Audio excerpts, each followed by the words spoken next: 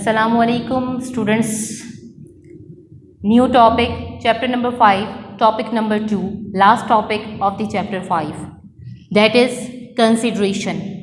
Consideration को Latin word में कहते हैं quod pro quo, which means something in return. हम पिछले लेक्चर्स में कंसिडरेशन देख चुके हैं, लेकिन बहरहाल इस टॉपिक में समथिंग इन रिटर्न क्या मतलब हुआ. मिस्टर ए और मिस्टर बी. मिस्टर ए एक सिनेमा चला रहे हैं, मिस्टर बी एक आम कंज्यूमर है. वो जाता है सिनेमा हॉल और किसी मूवी के लिए वो टिकट लेता है. वो सिनेमा हॉल में जाकर मूवी देख रहा होता है. अब बी के लिए यहाँ पर जो कंसिडरेशन होगी वो सिनेमा की मूवी होगी, और ए के लिए जो ऑनर है सिनेमा हॉल का, उसके लिए जो टिकट की अमाउंट है वहाँ पे वो उसके लिए कंसिडरेशन होगी. कनेक्ट कीजिए समथिंग इन रिटर्न. एक चीज़ के एक्सचेंज में दूसरी चीज़ हो रही है, रिटर्न हो रहा है. Without consideration no contract. Without consideration the contract is void. अब कंसिडरेशन कैसी होनी चाहिए? कंसिडरेशन बेसिकली रियल होनी चाहिए, एडिक्वेट होनी चाहिए, लॉफुल होनी चाहिए. एडिक्वेट का मतलब क्या हुआ? एक ऐसी कंसिडरेशन, लेट सपोज मेरी प्रोडक्ट है 50,000 और मुझे उसे 15,000 में उसे मैं बेच रही हूँ. उसकी एक वैल्यू तो है ना, एक एडिक्वेट अमाउंट है. एक कंसिडरेशन है, एक अमाउंट में जा रही है, उसकी एक रियलिटी है. एक consideration buying and selling activity lawful है. लेट सपोज मिस्टर ए ने मिस्टर बी को हायर किया कि सी का जाके मर्डर कर दो, मैं तुम्हें 50,000 दूंगा. लेकिन यहाँ पे भी कंसिडरेशन तो हो रही है.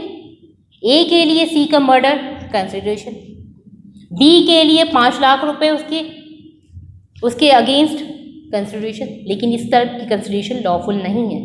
जो कंसिडरेशन लॉफुल नहीं होती वो कंसिडरेशन ही नहीं होती as per contract act. Contract act में कुछ एक्सेप्शंस हैं जहाँ पे समथिंग इन रिटर्न नहीं पाया जाता, जहाँ पे वन साइडेड कंसिडरेशन यूजुअली होती है. इन एक्सेप्शन के तहत जो भी कंसिडरेशन होगी वो मानी जाएगी, क्योंकि वो स्पेशल एक्सेप्शंस मौजूद है इस लॉ में. आइए वो एक्सेप्शंस क्या हैं वो देखते हैं.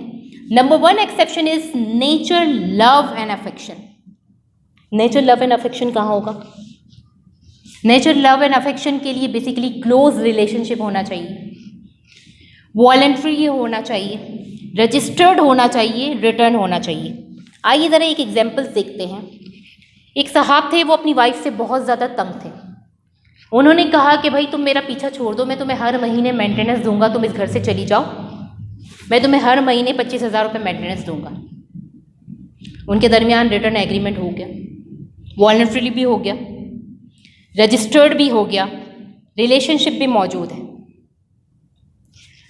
अब वाइफ चली जाती हैं, कहती है ठीक है चली जाओ, वो हस्बैंड को छोड़ के चली जाती है. अब हस्बैंड साहब ने उस वक्त जो कॉन्ट्रैक्ट किया था वो वॉलंटरी तो नहीं था. क्यों नहीं था भाई? वो तो बीवी से छुटकारा हासिल करने के लिए उसे ऑफर दे रहा था कि भाई चली जाओ तो मैं तुम्हें 25,000 रुपये दूंगा. अब हस्बैंड रिफ्यूज़ कर रहा है, मैं तो तुम्हें ना दूँ. अब लॉ कहता है अगर नेचर लव एंड अफेक्शन है तो क्या आपके दरमियान क्लोज रिलेशनशिप था? या तो क्लोज रिलेशनशिप तो दिख नहीं रहा, वो शख्स उससे पीछा छुड़वाना चाह रहा है. तो इसका मतलब क्या है? नेचर लव एंड अफेक्शंस के लिए हमारे पास रिलेशनशिप क्लोज होना चाहिए. दूसरी एग्जांपल्स देखते हैं इसके लिए.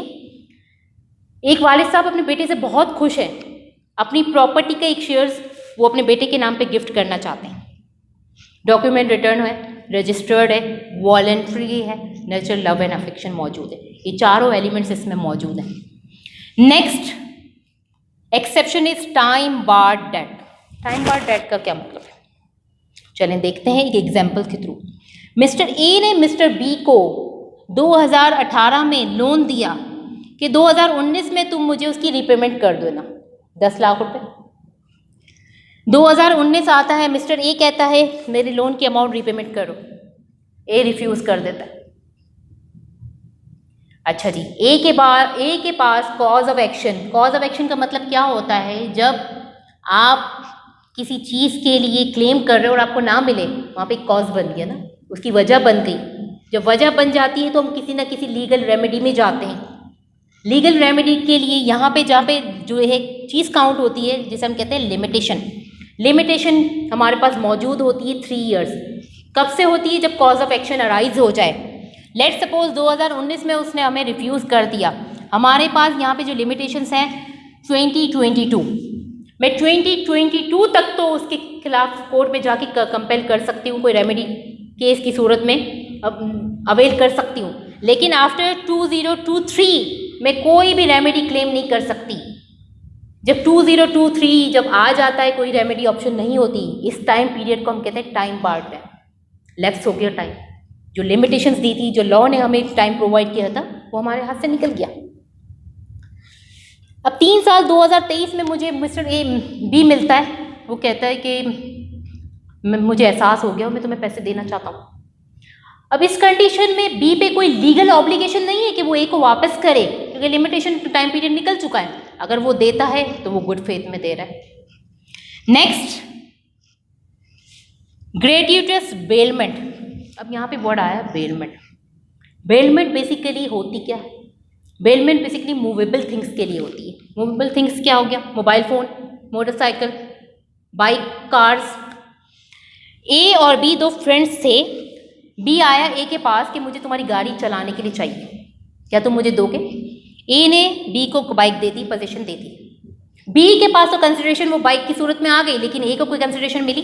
No consideration.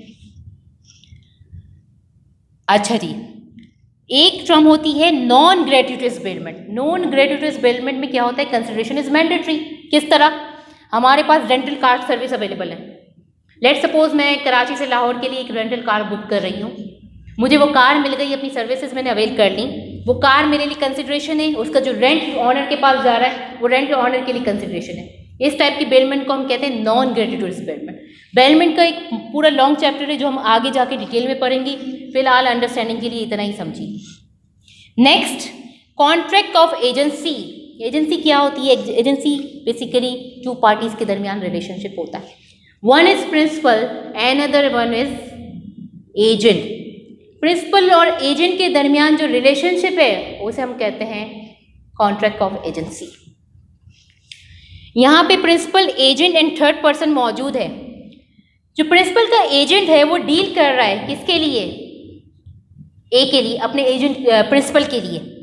क्या डील कर रहा है कि जो प्रिंसिपल है उसका फ्लैट एक मौजूद होता है और एजेंट कहता है कि प्रिंसिपल बेच रहा है, उसकी वैल्यू है 50 लाख रुपए। वो थर्ड पर्सन से डील करता है। यहाँ पे एजेंट को किसी भी तरह का कंपनसेट नहीं मिल रहा, कोई कंसिडरेशन नहीं है, क्योंकि वो अपने एजेंट के बिहाफ पे, वो अपने प्रिंसिपल के बिहाफ पे काम कर रहा है।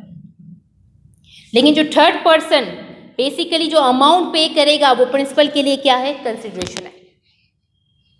Next, complete gift. गिफ्ट के लिए इंपॉर्टेंट थिंग्स क्या होती है? टू पार्टीज होती हैं, one is donor and other one is Downey.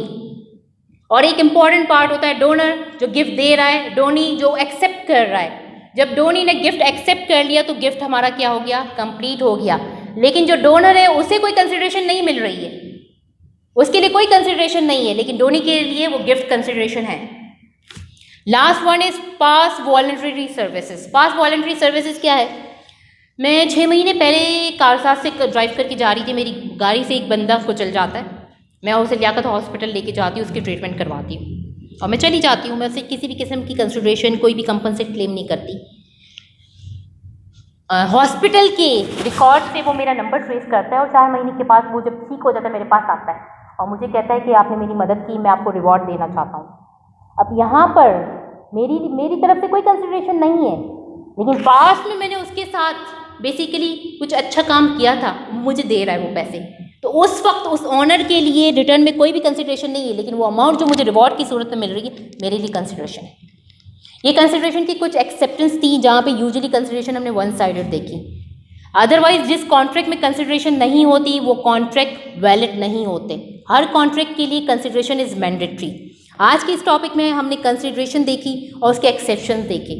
Topic number 6 पूरा आज यहाँ पे कंप्लीट हुआ और उम्मीद करती हूँ जितने सारे टॉपिक नंबर 5 आज यहाँ पे पूरा कंप्लीट हुआ, जो 2 पार्ट्स पे बेसिकली मुश्तमिल था। उम्मीद करती हूँ पिछले लेक्चर्स भी आपको समझ आए होंगे। इंशाल्लाह नेक्स्ट क्लास में नेक्स्ट टॉपिक के साथ मुलाकात होगी। अल्लाह हाफ़िज़।